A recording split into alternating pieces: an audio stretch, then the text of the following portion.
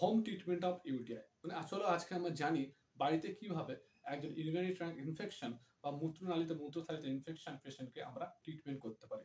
এর আগের ভিডিওতে আমরা ইউরিনারি ট্র্যাক্ট ইনফেকশন কি কি কারণে হতে পারে এবং তার লক্ষণ কি কি হয় সেটা নিয়ে আলোচনা করেছি। সেগুলো দেখার জন্য অবশ্যই নিচের লিঙ্কে ক্লিক করতে পারো।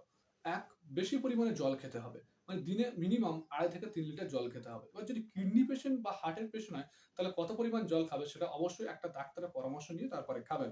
বেশি পরিমাণে জল খাওয়ার ফলে আমাদের শরীরে ব্যাকটেরিয়াগুলোকে মূত্রের সাহায্যে বেরোতে সাহায্য করে এবং ইউরিনারি ট্র্যাক্ট ইনফেকশনের জন্য প্রস্রাব করার সময় যে জ্বালা জ্বালা ভাবটা হয় সেটাকে কমায়।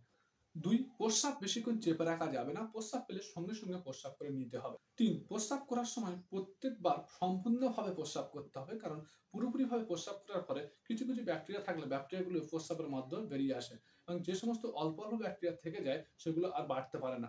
৪, মেইনটেইন গুড হাইজিন। এটা খুব ইম্পর্টেন্ট। মানে প্রস্রাব বা পায়খানা করার পরে আমাদের শরীরে ওই সমস্ত জায়গাগুলোকে ভালোভাবে ধুয়ে ফেলতে হবে এবং ওই সমস্ত জায়গাগুলো সবসময় যেন পরিষ্কার থাকে এবং শুকনো থাকে সেদিকে লক্ষ্য রাখতে হবে। দরকার পড়লে ভালোভাবে মুছে নিতে হবে। প্রস্রাব বা পায়খানা করার পর হ্যান্ড ওয়াশ বা সাবান দিয়ে ভালোভাবে হাত ধুয়ে নিতে হবে এবং সবসময় ঢিলেঢালা পোশাক পরতে হবে। বেশি টাইট পোশাক পরা যাবে না।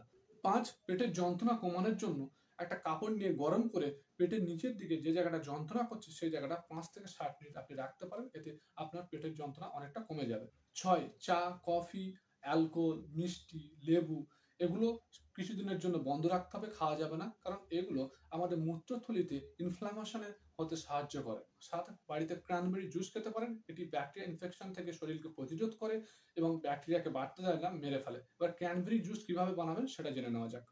প্রথমে ২ কাপ তাজা বা শুকনো ক্র্যানবেরি নিয়ে নিন, সেটা গরম জলে ধুয়ে নিন এবং তারপরে ৩ কাপ জল নিন, জলের মধ্যে ধুয়ে রাখা ক্র্যানবেরিগুলো দিয়ে দিন। এবারে সেগুলোকে ভালোভাবে ফোটাতে থাকুন। ততক্ষণ ফোটাবেন যতক্ষণ না ক্র্যানবেরিগুলো ফেটে নরম হয়ে যায়। এবারে মিশ্রণটাকে ঠান্ডা করে মিক্সচারে ভালোভাবে মিক্সড করে নিন এবং তারপরে সেটাকে ছেঁকে নিন। নিয়ে এর মধ্যে মধু এড করতে পারেন বা লবণ দিতে পারেন অল্প করে, যাতে মিক্সচারটা ভালো খেতে লাগে এবং প্রতিদিন এটা ১ গ্লাস করে খেতে পারেন।